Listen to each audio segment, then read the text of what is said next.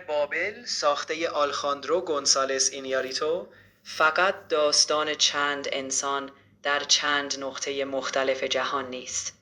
داستان جهانی است که در آن هیچ کس واقعاً از دیگری جدا نیست.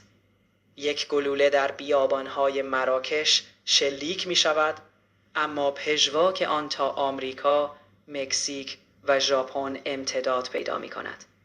آدم‌هایی که هرگز یکدیگر را نمی‌شناسند، ناگهان در شبکه‌ای از سرنوشت، سوء تفاهم، رنج و همدلی به هم پیوند می‌خورند. بابل با روایتی چند لایه و ساختاری پازلی مخاطب را وادار می‌کند تا قطعات پراکنده داستان را کنار هم بگذارد. اینجا هیچ قهرمان واحدی وجود ندارد. هیچ مرکز ثابتی برای روایت نیست.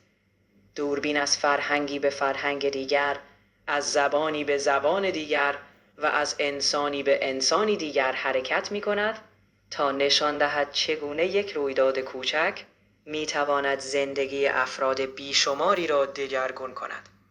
اینیاریتو در این فیلم مسئله ارتباط را به قلب روایت می آورد. ارتباطی که گاهی با وجود زبان مشترک نامکن است و گاهی در سکوت شکل می گیرد. شخصیت‌های فیلم در جستجوی فهمیده شدنند، اما جهان پیرامونشان مدام آنها را از یکدیگر دور می کند.